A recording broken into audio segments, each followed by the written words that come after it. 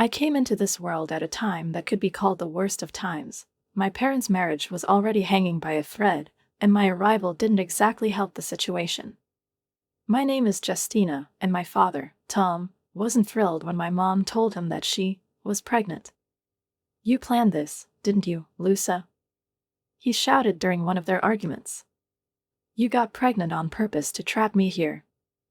I've heard this story from my mom so many times that I can almost see it unfolding, even though I didn't know what it was like. I was too young to remember it. Mom always said that Dad was too carefree, too irresponsible to be a true family man. He preferred to spend his paycheck on things he liked rather than saving for our future.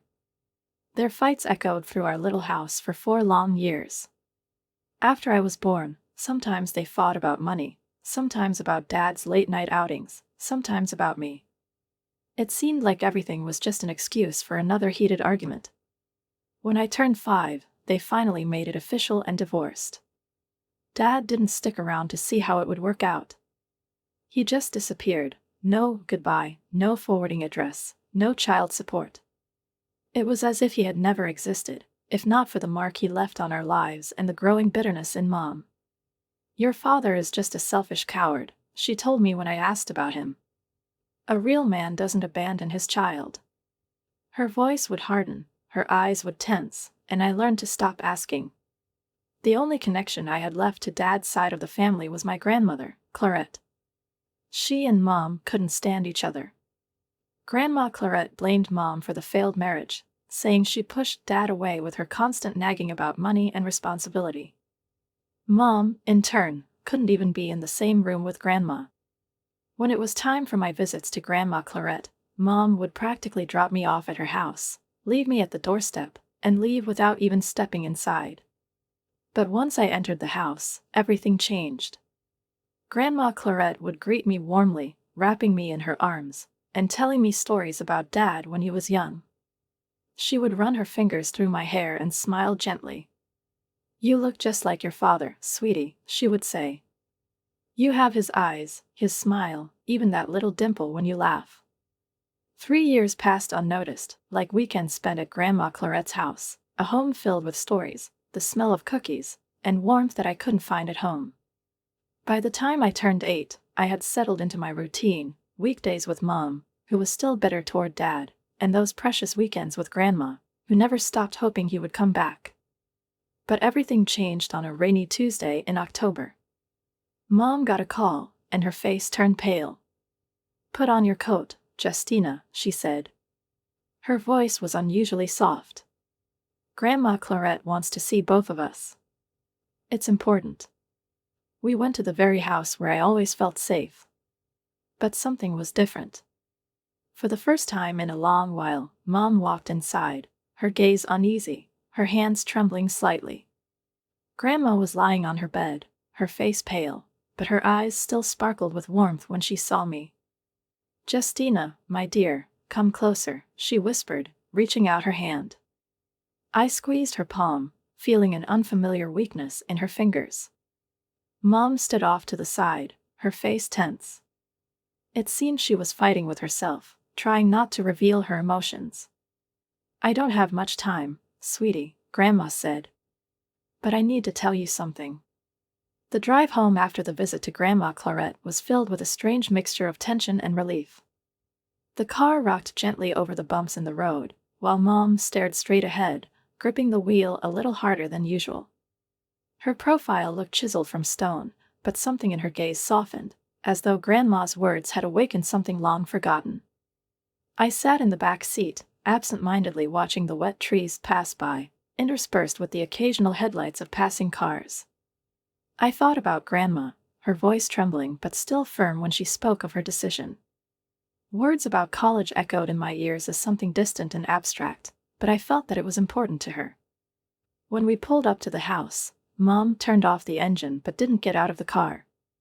For a few seconds, she sat in silence, staring at her reflection in the rearview mirror before turning to me. "Justina," she said softly, "I want you to remember today."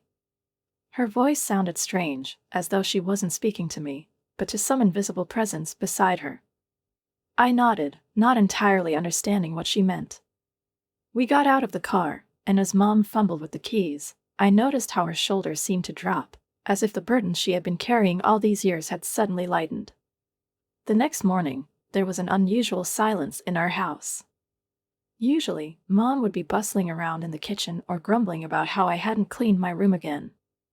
But today, she sat at the table with a cup of coffee, gazing thoughtfully out the window. I ate my breakfast, trying not to disturb her silence, and got ready for school. When I came home after school, Mom was there, sitting at the table, surrounded by a pile of papers. Her face was serious, but there was none of the usual bitterness.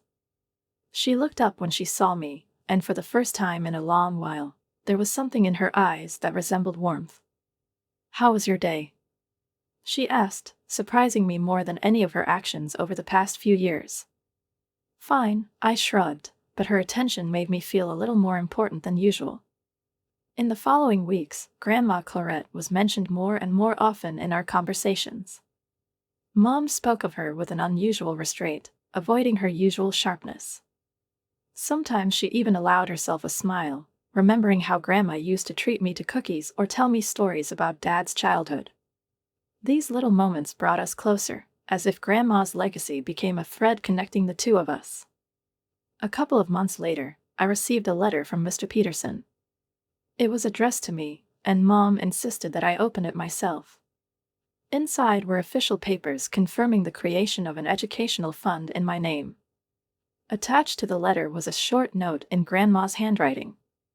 "Dear Justina, I believe in you. You have the potential to make your life the way you want it. Never let anyone convince you otherwise." These words struck a chord with me. I hid the letter in a box where I kept my most precious things: an old photo of Grandma, a hair ribbon she had given me, and a card I once made for her on Mother's Day. Seeing my reaction to the letter, Mom silently watched me. There was something new in her gaze, something I had never seen before. It wasn't just pride or relief, it was acceptance. Acceptance of me as I am, and perhaps acceptance that her life could have been different if she had let go of the past. Since then, our relationship began to change. We started talking more, and I sometimes noticed her smile as she watched me do my homework or tell her about my school achievements. Grandma's words seemed to have awakened something new in both of us, a sense of hope that had once seemed impossible. Years passed, but those days remained in my memory as a turning point. I knew that Grandma had given me more than just money for education. She had given me confidence and the belief that I could achieve more. I didn't fully understand the significance of that day until much later, when everything that had happened finally took shape. At 8 years old, I only knew one thing: Grandma Clarette had done something good for me, and this time, Mom wasn't angry about it. The idea of college money, which Grandma had spoken of, meant nothing to me. To me, it was just an empty sound, fading away into nothing. I was more excited about the toffees Grandma had slipped into my pocket when we left. I stuffed them there without thinking, with the feeling that something from Grandma's world would stay with me, even though I didn't fully understand why she had given them to me. A few weeks later, Grandma Clarette passed away. Mom said it was expected, that she had been sick for a long time, but I, like any child, couldn't grasp all the nuances of life and death. The funeral was simple and quiet, just like Grandma, who had always kept to herself, preferring peace and solitude. Everything happened so quickly that I barely had time to understand that she was gone. I noticed that Mom, though she tried to hide her emotions, shed a few tears when we stood by the grave.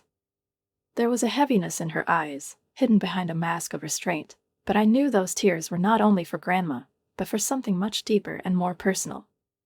With Grandma's passing, everything in my life changed, though I couldn't understand exactly how. It was as if the last bridge to my father's world had collapsed, and now everything was on the other side of the river, a world without anyone who could remind me of him. I couldn't believe that Grandma was gone, and with her, that whole part of my world no longer existed. But life, as it always does, went on. 2 years passed. Mom started dating a man named David.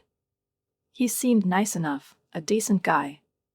He had a good job at a bank, drove a new car, and always brought me small gifts when he came over. He was patient and attentive, but something about him unsettled me. I couldn't pinpoint exactly what it was, but his presence always made me feel uneasy. He seemed too perfect, too proper. Mom said that David was a great guy, and despite all her attempts to convince me of his merits, I found her attitude towards him a little forced. He was the first person she tried to build something serious with after the divorce from Dad, but I found it hard to get used to his figure, which always seemed to hover on the border of my world, never quite fitting in. Every time David came over, Mom became different. She became softer, quieter, as if part of her strength and independence dissolved in his presence. I watched this with detachment, not understanding what was happening. I felt her habits and behavior change. She was no longer the woman I knew before she met David. Instead of the usual rhythm of life that we shared, everything started to feel different. David seemed to step into our little world, taking it from us, and in its place, a new, foreign, uncomfortable one emerged. One evening, when David came over with another box of chocolates, I couldn't stay silent anymore. Mom, smiling, tried to convince me to eat at least one. "You love these, Justina," she said, handing me the box. "Look, how delicious they are." But I didn't want to accept anything from him. I just silently turned away, feeling a strange, unfamiliar feeling building up inside me. Mom noticed this and became a little uneasy. "Don't you like toffees?" she asked, with a slight surprise in her voice. "I do," I replied shortly. "I just don't want one right now." David laughed, his laughter warm yet insincere at the same time. He tried to play on the fact that I seemed too serious for my age. "I know you're a smart girl, Justina," he said, "but you're still a child. You should be more open, shouldn't you?" I didn't respond, just watching them both. As if being open required doing something more than just accepting other people's gestures. Mom looked away awkwardly, as though she didn't know how to behave in these new circumstances. David stayed the night and left for his office in the morning. With every time he left, I felt Mom becoming more and more distant from me. It all started with shopping trips. Mom would come home with bags full of designer clothes for Renata. Fashionable jeans, branded sneakers, cute tops from expensive stores, all of this, while I, as usual, bought my clothes at sales in department stores or in discount shops, where the discounts made my heart happy but didn't flatter my appearance. I didn't think to object, and everything seemed quite fair. Mom was trying, and Renata seemed to really need to maintain a certain appearance, especially now that she had started at a new school. Her new life was nothing like mine, and maybe she deserved it. "Renata needs to maintain a certain look at her new school," Mom said with slight unease when I, barely holding back my disappointment, pointed out this difference. "You're just not that interested in fashion, like she is, Justina. You have your own priorities." I didn't reply, although I understood that for her, this was the truth. Renata had always been the living embodiment of perfection, neat, fit, with perfect manners. I, on the other hand, stayed on my side, awkward and foreign in a world that, it seemed, was embracing her with open arms. But then came the biggest bombshell I could imagine. Renata was going to apply to Riverside, an expensive private school on the other side of town. Mom and David made this decision as if it were a given, but I still remember the day they announced it at dinner. We sat at the table in the dining room, and I, as always, fiddled with the peas on my plate, feeling the air grow colder around us.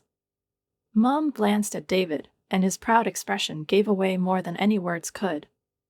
"Renata's test results are exceptional," David said easily, as if it were a small matter. "She needs a more challenging academic environment." I felt something heavy tighten in my chest. Her successes, her achievements, her constant exceptionality, all of it was shouted so loudly that I could barely find space within myself for my own voice. I lifted my gaze and slowly asked, not even fully understanding what I wanted to hear. "What about me?" I asked, still fiddling with the peas on my plate, catching Mom's gaze. "Can I go to Riverside too?" The words flew out of me like stones, weightless, meaningless. I didn't expect an answer, but at the same time, these words were a cry into the void, a sincere longing for understanding. I looked at David, at Mom, at their closed expressions, trying to understand what they truly meant. Mom fell silent. I noticed how her fingers froze for a moment, as though she was struggling to formulate an answer. A shadow flashed in her eyes, as if she knew that this question could change everything. But she didn't answer. The silence hung in the air, stretching, until David intervened.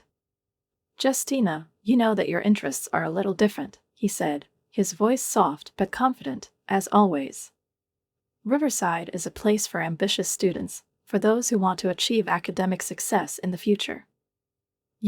Well, you know that you're more interested in something else." These words sounded like a verdict, though I tried not to notice how they echoed in my soul, like something deep and painful.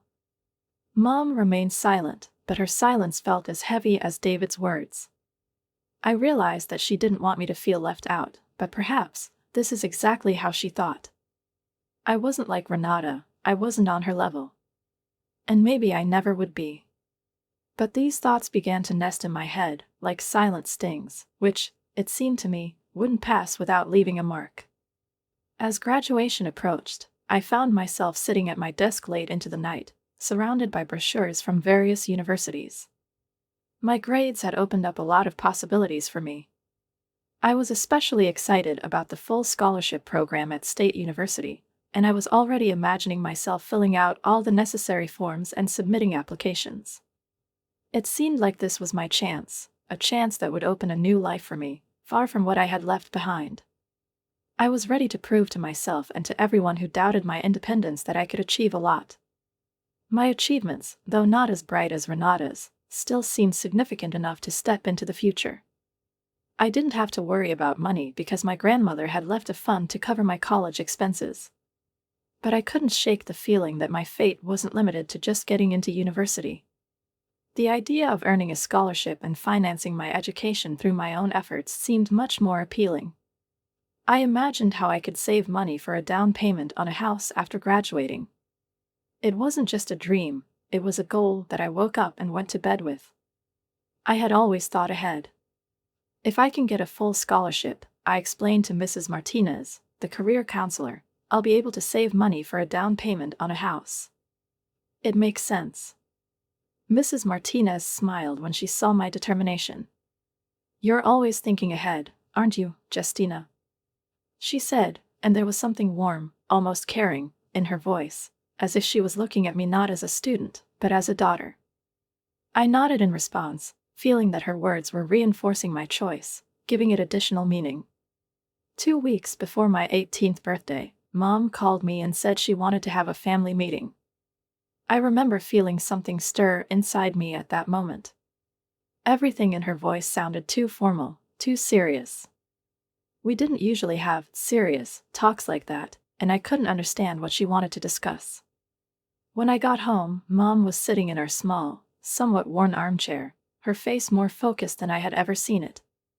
David, as always, was sitting next to her, but this time, his eyes weren't on me, they were fixed on Mom. They exchanged glances in a way that made it clear to me that this wasn't just a conversation about new purchases or another whim of Renata's. I sat down next to them, feeling the awkwardness seep into every corner of the room. "Justina," Mom began, her voice steady, but I thought I could detect some tension beneath it. "We need to talk about the future. You know how I've always supported your college plans, and I'm proud of your achievements." I nodded, feeling a chill run down my spine. I didn't like that she was speaking so distantly, as if an invisible barrier had suddenly appeared between us, one we had just built, but now it had become palpable. "But there's something I need to tell you," Mom continued, her eyes avoiding mine as if she couldn't bring herself to say the words that could change my life. David suddenly leaned forward and said, "We've decided that you should consider other options, Justina. This concerns your future." I had trouble breathing. Instant memories rushed through my mind of standing at the crossroads, dreaming of a future where I could be myself, with my own achievements, my own plans, without the influence of others. But now, I was sitting at this table, and it felt like someone had already decided everything for me. David's face turned red. He was standing on the opposite side of the room, fists clenched, and I could see his face contort with rage. His voice became sharp, almost insulting, as he said, "Do you hear how selfish that sounds? Lusa, this is exactly what I've been talking about for years." I couldn't hide the smirk that involuntarily appeared on my lips. It was a bitter, selfish laugh, but it sounded so rich, as if I had finally understood the absurdity of their words. I couldn't help myself. There was something almost comical in how David was trying to manipulate my conscience, accusing me of something I had never done. Mom sat silently, her face showing exhaustion, as if she knew how this was going to end but couldn't stop it. Noticing my silence, David finally couldn't take it anymore and sharply added, "Watch your tone, young lady." His voice was cold as ice, and though he spoke with feigned politeness, I noticed how he gritted his teeth. He continued, and his words pierced me like a blow.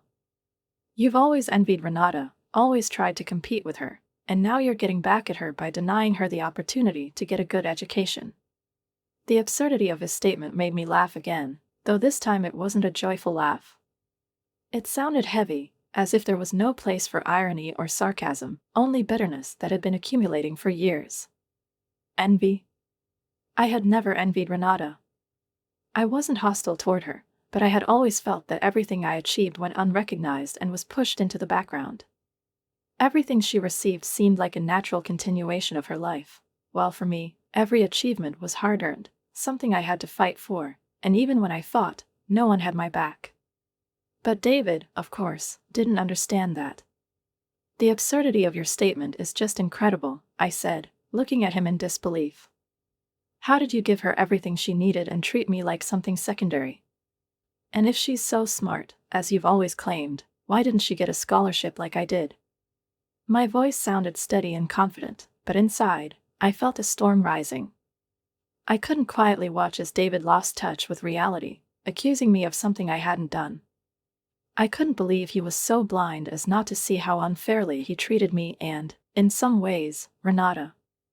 He forgot too often that we were all equally important in this family, and despite his good job and car, he would never understand that the true value isn't in money or status, but in honesty and respect. At that moment, I felt Renata's gaze, sitting next to me, turned sharp and cold like ice. She was, as always, perfect, but her face, usually so confident, was twisted with hurt. She quietly stood up from the sofa, and tears glistened in her eyes. It was astonishing, seeing her, always so composed and calm, broken.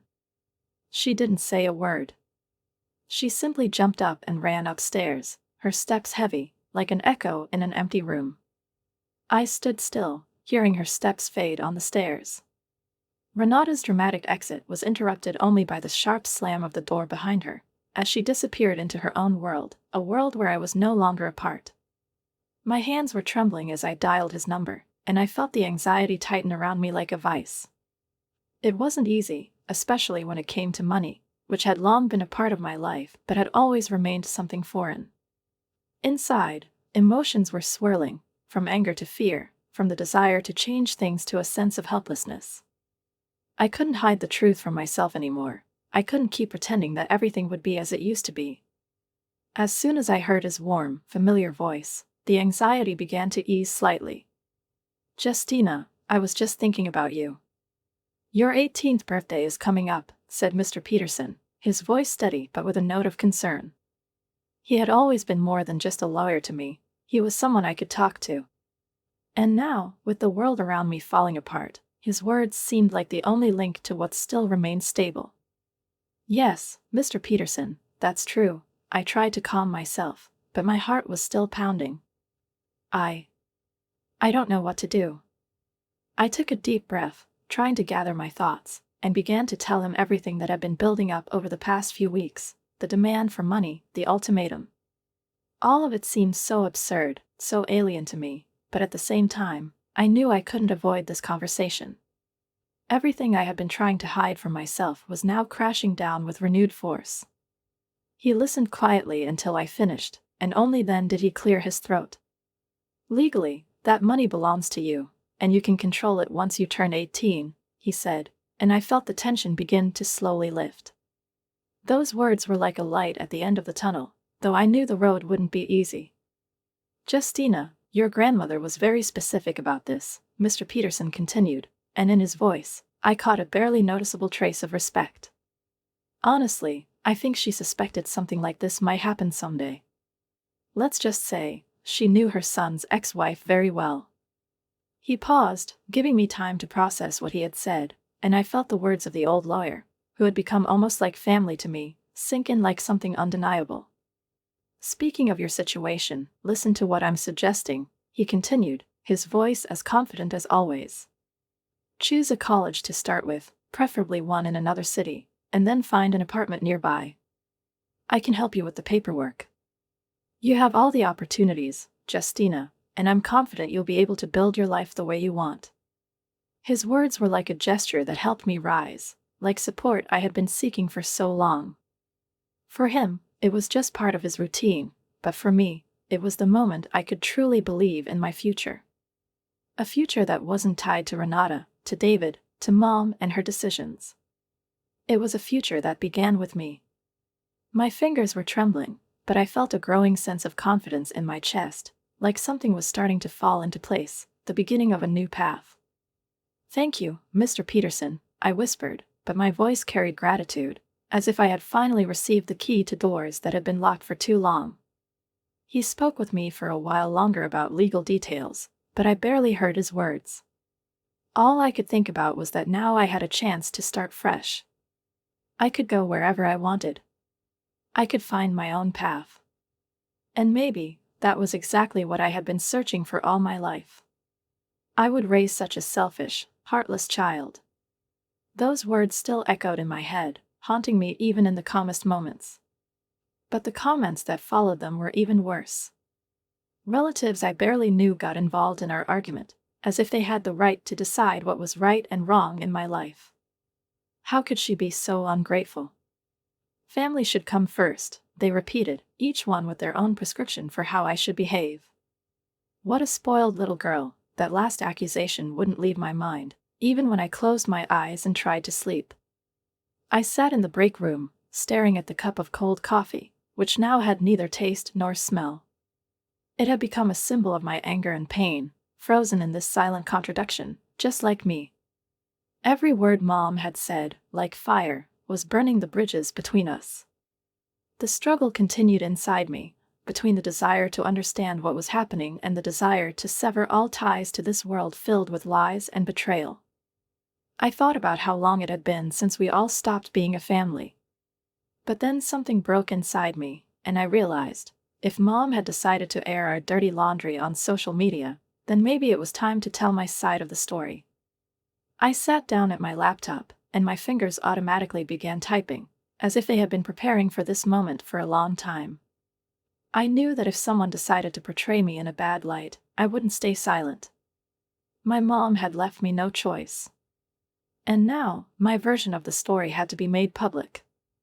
Yes, I refused to give my stepsister the college money that my grandmother had specifically left for my education. But my mother conveniently forgot to mention one important detail. She gave me an ultimatum. Either I give up my inheritance, or I'm kicked out of the house on my 18th birthday. I paused, watching these lines appear on the screen, as if the words were starting to live their own life. I couldn't stand it anymore, the way Mom, the person who was supposed to care for me, ignored my feelings, forcing me to choose between my independence and maintaining some semblance of family. She chose David's side. She chose Renata's side. And that was clear from the very beginning. She followed his advice, betrayed me. From the moment she agreed to his ultimatum, I could no longer see her as my support. I hit send, and as soon as the message left the confines of the social network, I felt the weight that had been pressing on me for months begin to lift. Everything was said, and now there was nothing left to hide. I stared at the screen, waiting for some sort of response, though I knew things would change. I couldn't predict what consequences this would bring, but I was no longer willing to be the one everyone saw as weak, the one who endured for the sake of others' peace. Mom had long since stopped understanding what a real family was. I hadn't been able to find love or care in her words for a long time. This was a world where I had been stripped of my voice, my rights, my support. But that would no longer be the case. With each key press, I felt the knot in my heart unravel, the knot I had long tried to tie, to keep everything hidden. But now I was ready to speak the truth. I wasn't going to continue hiding my feelings. I wouldn't stand in the shadows of others anymore. This was my life, and I had the right to my own opinion, my own story. I hadn't asked them for anything but respect, and I was ready to stand my ground on that right.